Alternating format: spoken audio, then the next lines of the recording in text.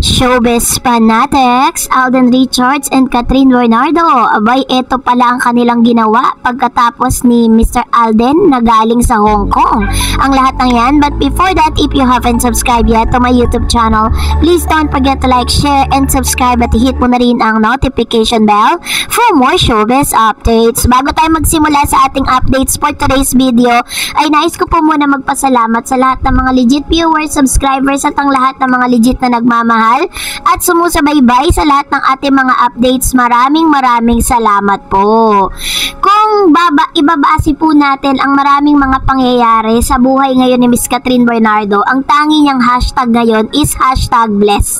Dahil nga sa padami ng padami at padagdag ng mga endorsement, sabi nga ng ilang mga kolumnista, sabi ng mga showbiz insiders na parang wala na raw ibang artista na tinututukan ngayon ng ilang mga produkto kung hindi si Alden Richards at si Catherine Bernardo. Parang silang dalawa na lang yung nakikita natin na mga billboards, no, sa mga EDSA at sa iba't ibang lugar.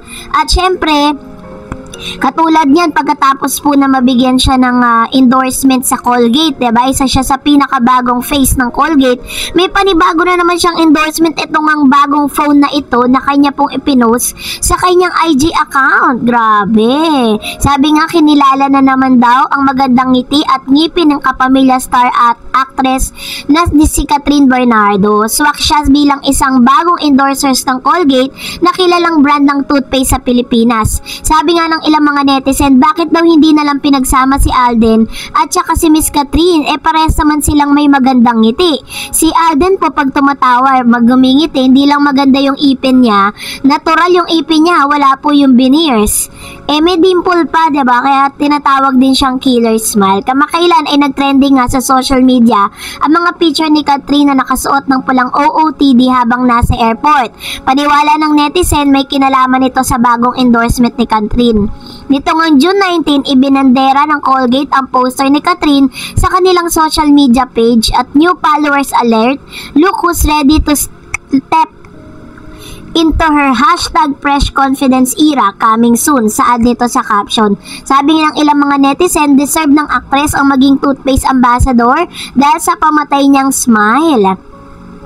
Kaya naman talagang kinagiliwan din ng ilan at pinaghihinalaan na ito daw bouquet of flowers galing kay Alden. So gusto ko lang po yan i-fact check. Yan po ay galing po mismo sa Colgate.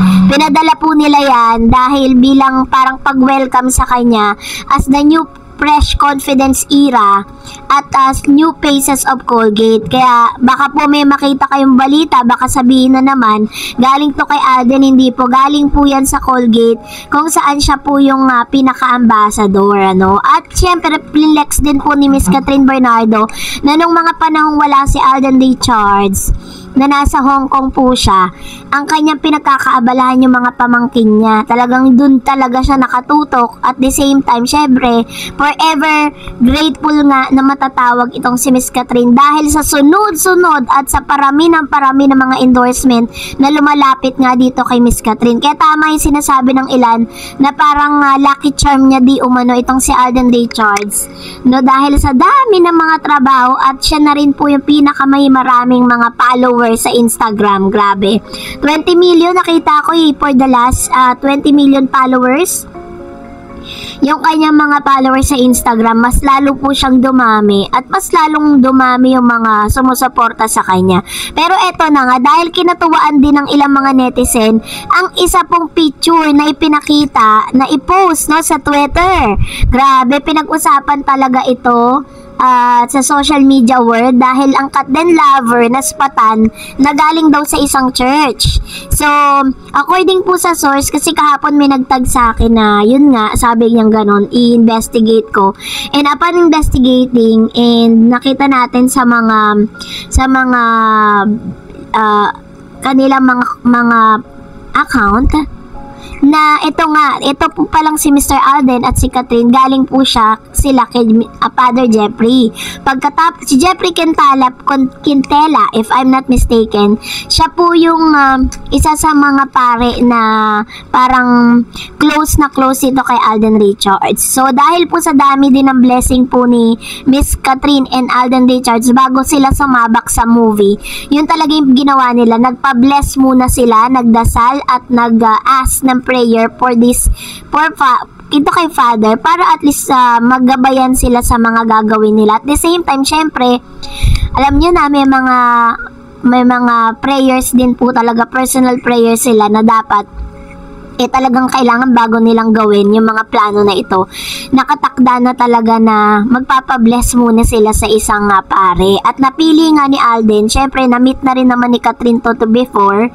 Tapos ang napili niya si Father Quintela para po to ask for a prayer and for a guidance. So ganun po ka-religious kasi talaga to si Mr. Alden eh. According nga sa ilang mga interview niya noon, ang pangarap niya is makapagpatayo siya ng isang simbahan.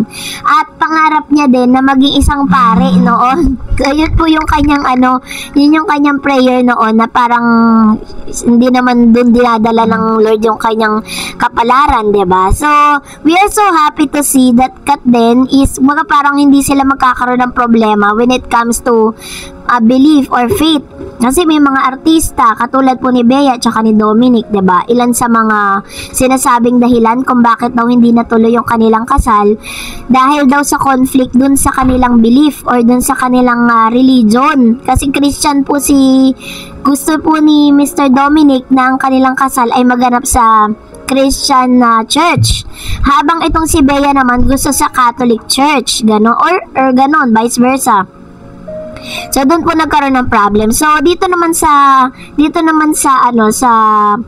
kay Kat din or Catherine Bernardo and Alden Richards, hindi naman po magkakaroon ng problema when it comes to their faith, no? So kanila pong religion dahil parehas naman sila at wala pong naging kaso with regards to that. Kaya naman yun ang isa sa mga kaganapan matapos silang maspatan na galing sa isang simbahan.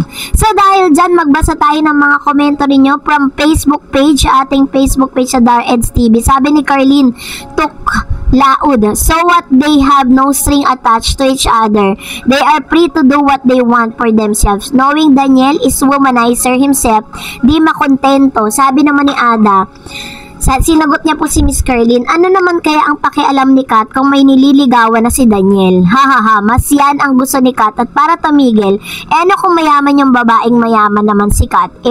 Painggit kay Kat para bumalik sa kanya? Lol, sabi niya, laughing out loud. Oo nga naman. At least, wala naman talaga siyang pwedeng maging reaction with regards to that because they are both single, no? Sabi ni Mr. Tanyag, excited na rin na ma-meet in person ng pamilya ni Alden si Kat.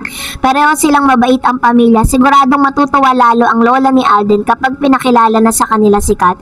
We're praying na till the end sila na. God bless Kat din and Miss Eds. Thank you po, Ma'am Ruth Tanyag. Yan po yung mga comments po sa Facebook page. Salamat po sa panonood. And that's it for today. For more videos and updates, please don't forget to like and subscribe, and please don't forget to follow my Facebook page, Eds TV. God bless everyone!